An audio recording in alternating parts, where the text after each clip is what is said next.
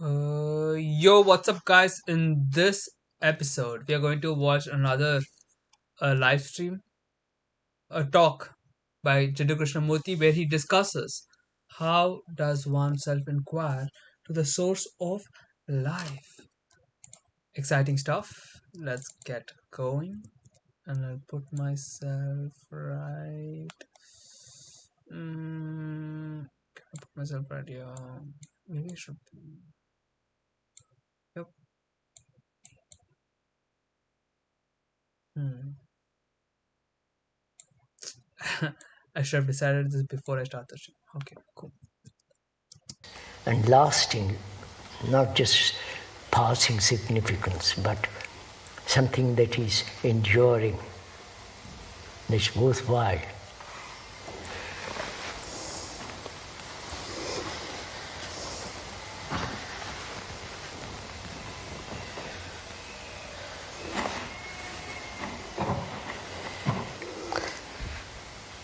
So, most of our lives are so futile. Yes.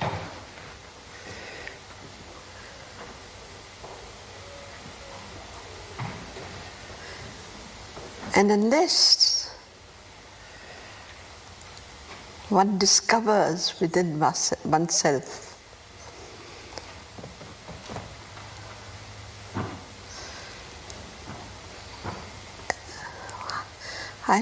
I want to use a right word.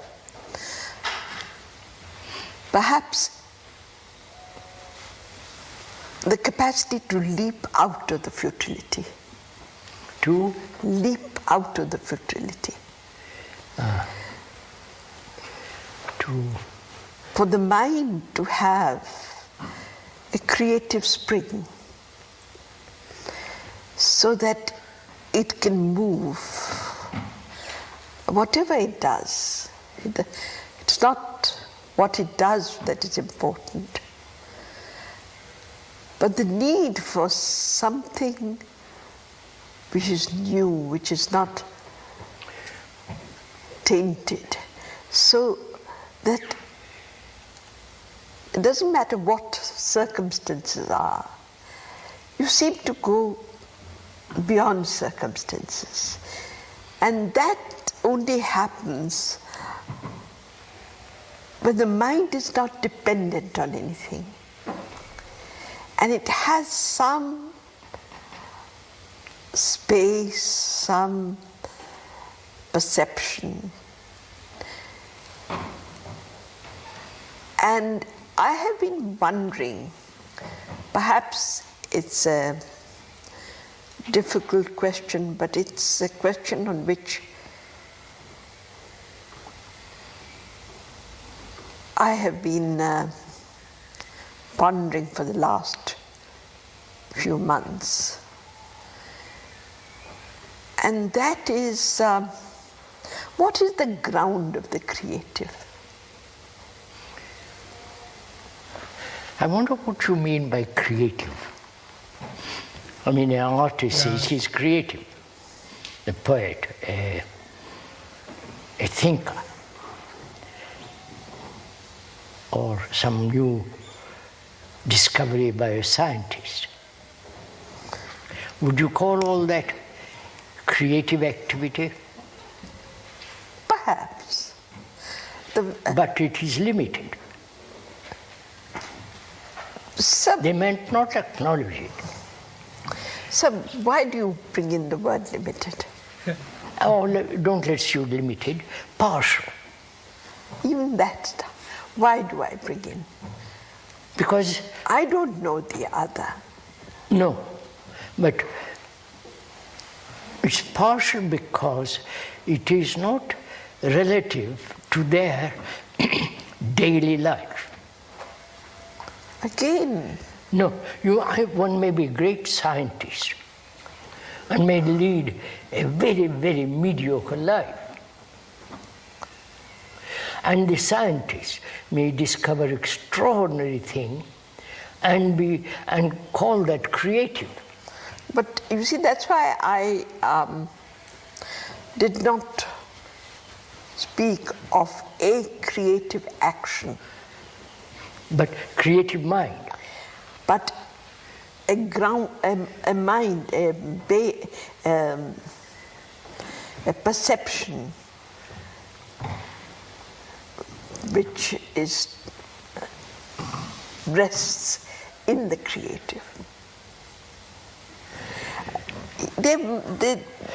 I think we should make a little more clearer the question, if you don't mind.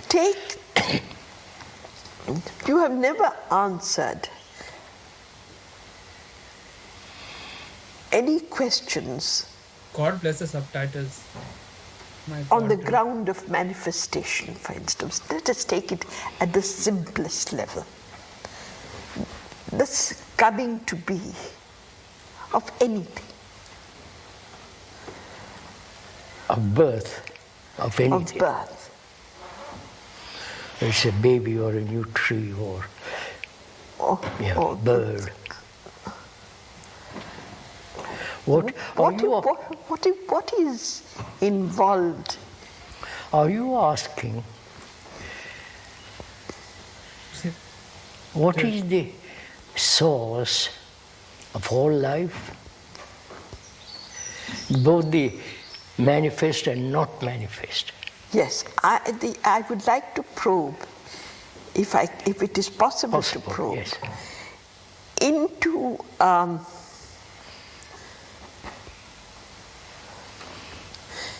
what you have said just now, the unmanifest and the manifest and the pre-manifest. I won't even use unmanifest. I understand. That instant before manifestation is. For birth is. That one instant. Are we discussing this subject in a technological, scientific verbiage, or are we probing into something which you and I don't know? Just a minute, I want to make clear. Because after all,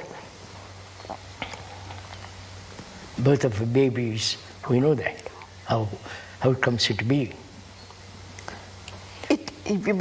One may know how it comes into being, but one still does not know what? The quality of life which pervades it. Quality of? Life. Knowing that a baby is born because through various processes. It doesn't give you an experience of birth, sir. Yes. It's actuality of birth is very different to the description of birth. Yes. It is the same with everything. The description is not the thing. It doesn't give you. No. Or the explanation is not the actual. But you cannot live through life without going into this coming into existence. I don't quite follow what you're trying to convey. I kind of understand what she's saying. I'm not being obstreperous, but I don't quite follow. If we talked about what is the origin of all life, what's the beginning of all existence? Not go back and back and back, you follow what I mean? But try to discover or come upon something which is the beginning of all things. I mean, various... I need to speed this up, man. It's too slow. Religious people said God. God is the origin of everything. But just a word that doesn't convey the mind that investigates what is the origin. You follow what I'm saying? Yes. Now, are we discussing that, having a dialogue about that, to delve very, very deeply into the origin of all life, without any belief, without any dogma, and so on? Or are we having a dialogue, theoretically, in kind of moving between the actual and not the actual, and trying to probe into something with thought. I don't know if I'm saying. I understand what you're saying. You see, sir, we have narrowed the word creative to mean, as you said, painting or writing a book or discovering something in science. But basically, the whole meaning of a tree, a human being, the earth, the sky. Man has asked this question. Of course he's asked this question. He's asked, what is the meaning of all this? And what is the origin of all this? Where does it arise? Yes, that's it. What is the ground from which all this arises? That's what you're asking, isn't it? Yes. What is the source of all existence, all life, all action? Right? Now, how does one inquire into that? What is our approach to it? How do we come to investigate into something that demands an extraordinary freedom, an extraordinary sense of non-conditioned mind, if I can use it, doesn't it? A freedom, perhaps that very word freedom is love. It requires that quality of mind which is both practical, sensitive, and has this quality of great compassion. I can't start with that. No, because I don't know what. How do we come to that point and from there move? So, if you put it that way, then I'm stuck. You're stuck. No, I'm just asking. I don't say it must be there. Isn't that the process of inquiry? I say this question arises in my mind, and I would like to put this question into it. Yes. If I say that the mind must be free and therefore it is love and therefore alone, then what do I do? You can't do anything. But how do you inquire into something that man has asked for millions of years, and inquire and give it a name and be satisfied with it? But we are not doing that. We are saying, how does a mind inquire into something that must be extraordinary, that must have a quality of not only universal, cosmic, if I can use that word.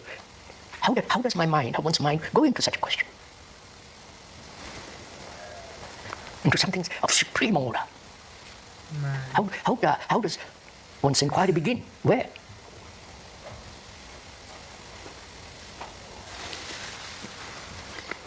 If you inquire with thought, that doesn't lead very far. No, I'm not. You asked, how does the inquiry begin? Yes.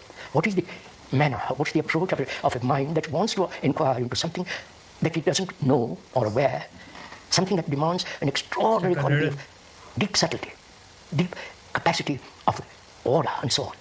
Where do I begin? Obviously, by being aware of the disorder within oneself. That is, I am after all the manifest. Yes. I am a human being born. Yes. I know the process of being born, how child is brought into being. We're not talking about that. Now, I inquire into myself. Where do I begin? Let's go step by step. It may take his time. But where do I begin? Man, it's a mindfuck. I begin by what is around me, what is within me. Yes. Obviously, sir. Yes. There can be no other starting point of inquiry. The world outside, the world inside. Yes. What is the criterion by which which measures the outer and the inner? What is the measurement? I'm using not judgment, I'm using purposely the word measurement. But is it necessary to measure? If I inquire into myself in a monastery, I can deceive myself enormously. No, but if I have a measure, just let me use that word for a moment, of what is actually happening in the world outside of me, to observe all that without any bias, and to see and to relate what is happening to what is happening inwardly, so that I see that's one movement, not two separate movements. So I'm not in a monastery. No, that's right. I'm in the midst of life. That's right. And being in the midst of life, I see action at various levels, connected with me, disconnected with me. I also see the responses within me to action, or the capacity which I may have over the years been able to even remain without reacting. I see all that. And I move into that. I move with it. It's not into it, but with it. You are it. Yes, that's right. Don't say I move with it. Yes, I am it. You are this. You see, it is easier with the interior movement to say I am it. It is much more difficult with an exterior thing to see. If you tell me that I am all the wars which are taking place, that's very difficult for me to see. No, we are responsible for all the wars that are taking place. Yes, in a deep sense of the word. Yes, but that's a distant thing to me. You must understand. That responsibility is a distant responsibility. I said, yes, perhaps if I take it to its ultimate, I am responsible. But I can't link it to in the same way with which I link a response within me. Right. Naturally, a response within me is a living response, which has much more vitality. My next question, would it deviate from what we're discussing? Why don't you feel total responsibility for the wars, the brutality, the terrible things that are happening in the world? Why doesn't one feel totally responsible? one totally responsible? I think By being born? No, not involved. No, by being born? No. Then it's a question of original guilt. No, as a living, grown-up human being, all my tradition, all my way of living, way of thinking, acting, as a nationalist, this or that, has contributed to this, to the present state of the world. Sir, I know. You're making it so difficult. A man commits a sadistic murder. I can't say that I'm responsible for that sadistic murder. So that, when you take it to that extent, it is impossible for me to feel the reality of it.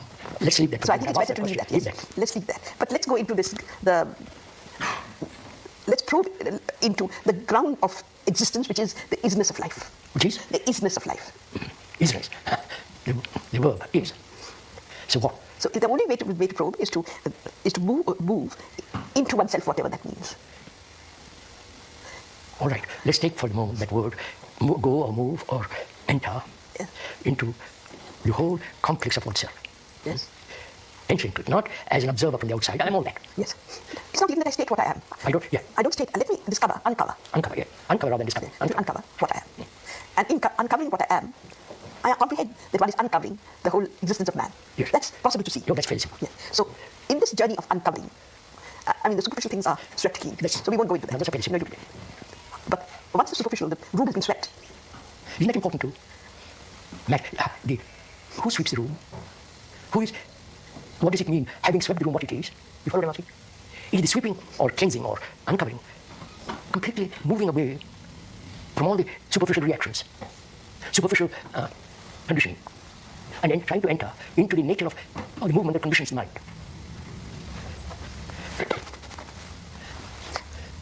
Obviously, sir, you can't say that you have swept the room and it is over. The dust gathers again. Yes. So sweeping is a movement which is part of living. You can't. But grosser elements of them can certainly be eliminated. There are the subtler things survive in corners which you have not been able to get to. But the more obvious things, it is possible to sweep away. Yes, obvious things can be. Yes. Like, no, little more. Yeah, let's go. What are the obvious things? So, for instance, Christy, ambition. Huh? Ambition. Or envy. Yes, hatred. Or hatred. No, really, to be free of hatred. Just go into this. To be free of hatred means something extraordinary. To be free of all sense of aggression. All sense of... There is no enemy. The enemy is you. But hatred is a different thing from... Hatred is a different thing from quality of aggression. Let me put it... let's go into it a little, sir. Aggression is related to hatred. Because an aggressive nation or aggressive person inevitably hurts the other. No, but, and that hurt breeds hatred. It's part of the same movement. Yes, that's why I say that there are the coarser things and there are the subtler things. Hatred, anyone who has known hatred knows that hatred is a very powerful thing and a very destructive thing. But aggression may be to some extent part of one's nature even. Yes, it may be that you are, your makeup of yours. From the animal and so on. No, the whole being, as a human being, you are more assertive than another. That is aggression. Yes. But to be assertive is not hatred. That's why I made the distinction between the grosser things which are possible to sweep clean. But how do one know what is gross and what is subtle? What is the mind that says this is...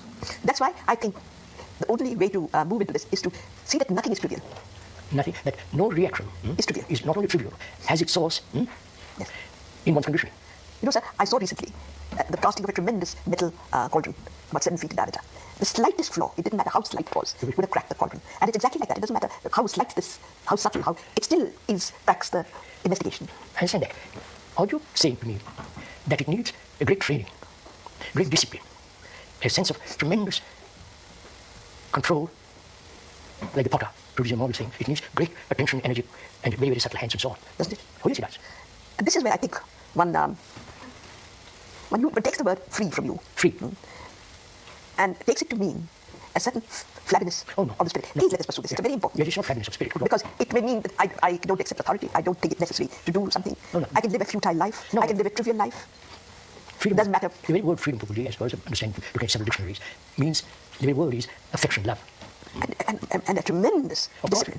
Let me use the word discipline. I'm using it. I know you're using the word discipline, but I'm not sure. When I'm using the word discipline, I'm speaking of it as a demand for an watchfulness that the trivial does not creep in. Yes, but his watchfulness, which is awareness, for both use the same word, does it need training? Does it need discipline? It doesn't need... Let's understand the meaning of the word discipline. No. You see, discipline, if I say that I must sit in the morning, cross my legs, and look at the wall and fix my eyes and see that my mind has no thought, that is one kind of discipline.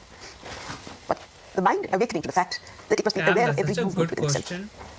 I don't know whether you guys realized or not, but does awareness need discipline? Discipline in the sense of, uh, I think discipline, what is meaning is where you like control, like the discipline to get up. You're controlling, there's an aspect of control where there's like a doer doing some controlling on an aspect of reality, which in a very predictable fashion.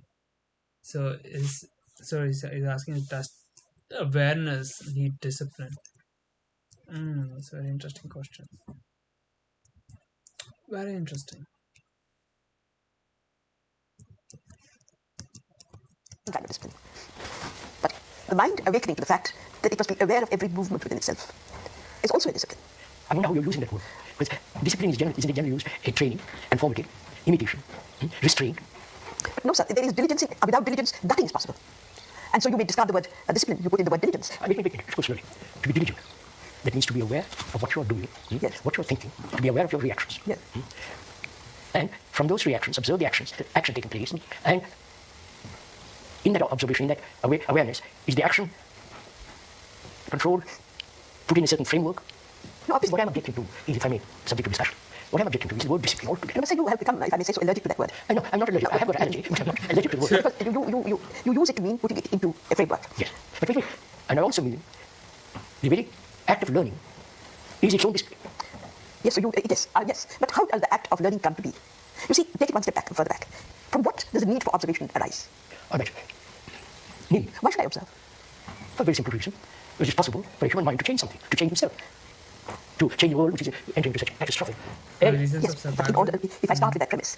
No, it is so. Right, if I start there, or I start with sorrow, which is much more, very often the real ground from which one starts. It's very complex, yes. It's really sorrow. That, but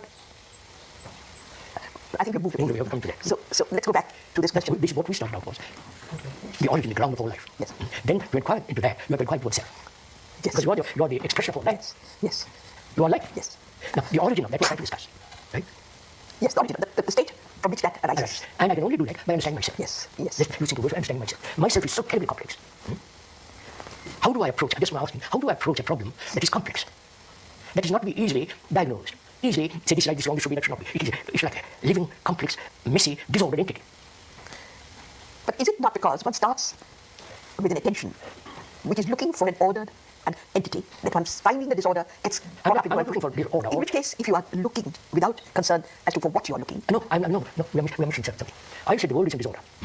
I observe it. And the world, I see I'm also in disorder. I begin with it. Yes. I'm in disorder. Yes. Human beings have created such disorder in themselves, and therefore lived it for the moment there. Now, how do I comprehend, be aware, the origin of disorder? You follow what I'm saying? Because if I can begin to understand the origin of disorder, I can move more and more and more deeply into something which may be total chaos but is ordered. You follow what I mean? Isn't it?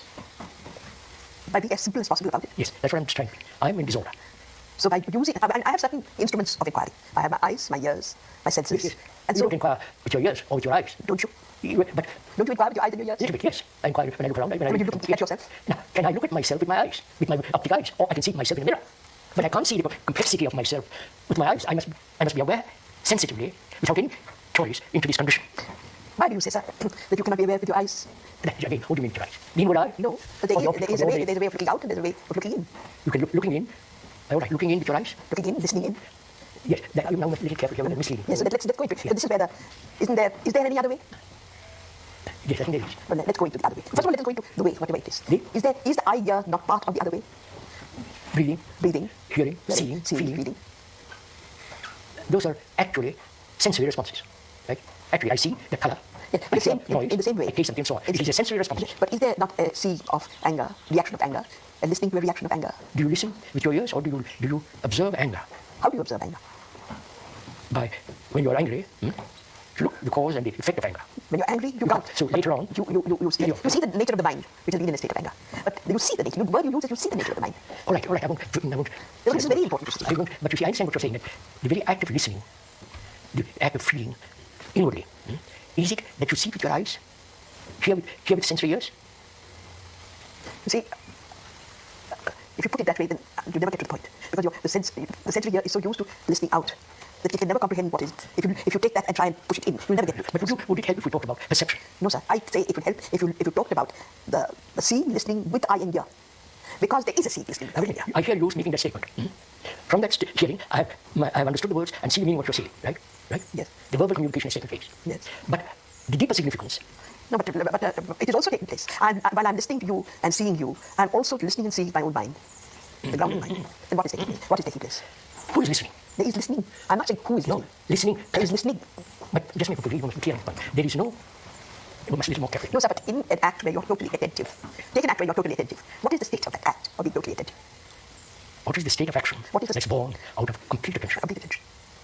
I think it's clear. I'll answer it. First, to answer that question, we must understand what we mean by complete action. Attention. Attention. It's not concentration. No, sir. No, I'm not clear. No, of course not. Of course not. So attention means there is no center from which you are attending. No, of course not. No, of course not. See, what's implied in it?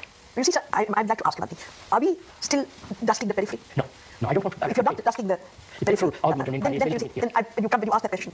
Unless I can understand what attention is, I can't even take the first step. So I just want to be clear. Attention means, what does it mean? I attend completely. You see, to attend completely is for the I not to be there. Yes, that is the real thing.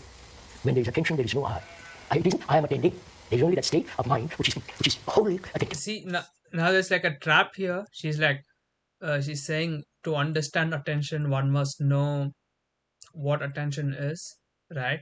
And she says, you see, to understand completely, I must not be there. But here's a trap, okay? The thing is, with self-inquiry, let me start with the Zen koan. So there's like a Zen koan, all right? So a master comes and he had to like choose this disciple. And the master came and he pointed at a vase and he asked, what is this? The head monk came, he said, that's a vase, papa. He said, out. Another guy came, he said, oh, that's a beautiful object. He said, that's life itself, you out. Last, the guy who was sweeping, he came and he just knocked the vase. The vase fell down. And he said, okay, this guy is the one. Now, why is knocking the vase the right answer? Because, as I mentioned before, the entire aspect of self-inquiring, you're not inquiring concepts, because every concept, its goal is to point at an aspect of reality.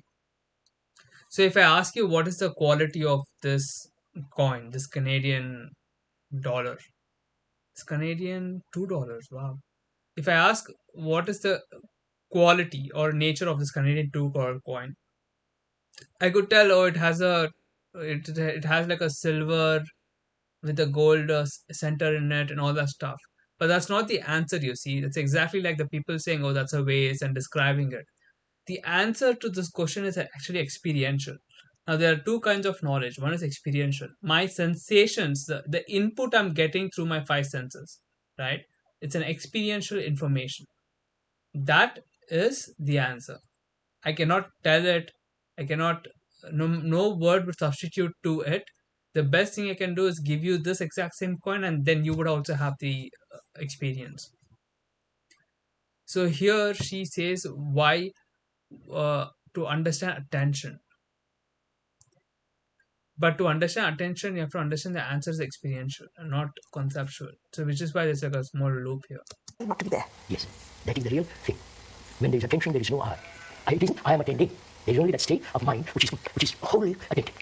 So that all the senses. Yes, the whole body, the whole being is awake, if I may say so. Yes. And if you are in that state where the being is awake, then you can listen, observe. Yes. Yeah. Now, can you proceed from there? No, but I want to inquire into myself, right? That will say, because myself is lacking. In inquiring about what I am, if my inquiry is correct, accurate, not distorted, I may come when the ground of the beginning of all life will be discovered. But if you're starting from there, then I will say the first step, you will find that I is there. Yes, first step. See clearly, hear clearly. But I is there. Yes, so there is the observer and the observer. Of course. Now, seeing that, it is also... Now wait a minute, don't move away from there. I know there is the observer and the observed. Is that so? I'm inquiring. How do I... I've taken it for granted. No, first, obviously, sir, when I first started inquiry, I started with the observer. Yes, I started with the observer. Now, I ask, you have asked, and therefore that thought is in my mind, that is there the observer? Is there an observer different from the observer? Yes. Now, having that statement within me, I look for the observer. Yes, who is the observer? I look for the observer. Yes, inquire into the nature of the observer. Now let's go slowly into it. Because if I understand the observer, and if there's an understanding of the observer, then perhaps the observer may see the falseness of this division between the observer and the observed. Who will see? Not who will see, but the perception of what is true. perception, not who sees, perceiving. No, so the only the seeing of what is the truth of the observer will end the state of division. Of division, yes. Yes, that's what I've said 1,000 times. In the state of division. So, and ending, it's not one process, one act that I end the process of division. I mean, you might say it happens once and you've seen everything, but it doesn't happen that way. No, it's generally stated that way. Yeah, yes, for that instant, it is so. Yeah, no, go ahead, what are you trying to say? What I'm saying is, diligence, we use that word, diligence or discipline is to have that inquiry alive within one. Yes. And that does not, I am saying, that does not need training. No, I'm not talking of training. You're talking about when you use previously the word discipline. That's not how you used it. No, but I'm using the word discipline without yet bringing in the word training. I say discipline is that I cannot expect to have an understanding of this unless the mind is awake to this and is diligent about being awake to this. All right, I won't bring in anything. I'll go ahead. You can't deny that. No, it has to be diligent. It has to be what? It has to be attentive, subtle, hesitant. It has to be all that. It has to observe. Yes. And rest in observation. Huh? Rest in observation. Yes. Find a new home for itself in Now, observation. look, I want to again. Perhaps I'm wondering. I said I'm inquiring into myself. Well, that's not inquiry. How do I inquire into myself? Except through my reactions. Yes. The way I think, the way I act, the way I respond to the environment. Yes. Like my relationship to another. Yes, and I find, if I'm starting there from there, I find that as I first observe myself, the responses, reactions, all rapid, confused, continuous. The difference is she's trying to observe herself Some space comes conceptually, into this. and he's observing himself experientially. This is just the beginning, sir. Huh? This is just the beginning. I know. Yes. We are speaking at the beginning. That's what I'm asking. I'm already beginning. Sorry. So let us proceed further. But I'd like to ask a question. Is it necessary to go through all this? Towards my reactions, towards my responses, to observe diligently my relationship with another, intimate or not? Must I go through all this? Or, You see, sir, I'll say something now. The fact is, one has gone through all this. Fact is, the history of you may have gone through it because we have accepted that fact. No, just hold on a minute. You see, we have all done that. The thinkers, the sannyasis, the monks, and the other. I'm Krishnamurti. I'm not sure. That's the point. I'm not sure. I want to discuss this point seriously because that is. You either have, in the last 30 years, jumped yourself. Let's see for a moment. We have accepted this pattern of examination, analysis, and investigating these reactions, paying attention to them, watching, self-recollecting, and so on. There is something in it which rings a false note, at least to me. You mean to say a person caught in the whole confusion of existence? He won't even listen to all this. There has to be space in order to even listen. Yes. How did that space arise? Either you have suffered, and you say I must find out, or you suffer and say, God exists, I love him, and I'm comforted by it. No, so you have still not answered me. You say, is it necessary to go through I'm all asking this? that. I think it may not be. Then show me how. You can't Wait, make... I'll show you in a minute. Let's go into it. If as long as you accept this analytical process, which you call for the analytical process of inquiry, watching diligently your reaction, all that, we'll use one word for that, this analytical, self-introspective, this constant watching. It's not analytical. All right, put it down. Constantly watching. Yes. Constantly inquiring. You follow? I feel, as I say, man has done that thousands. He has not, sir. Oh, yes, he has. He has not. He has done something quite different. What has he done? He has looked at his mind and tried to suppress. I know, that's part of the pattern. Suppress, escape, substitute, transcend, that's all within that framework. It's not the same thing as to observe. Man, it's insane. We'll watch part 2 in the next video, guys. Yeah. She never understood.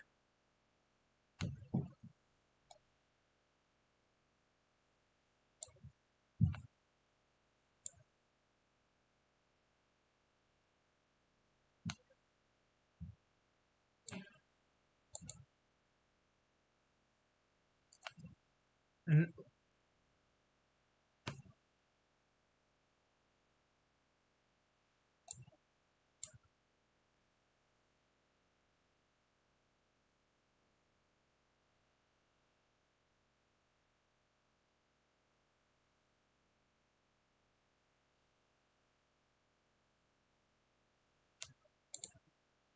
Yeah, it's interesting.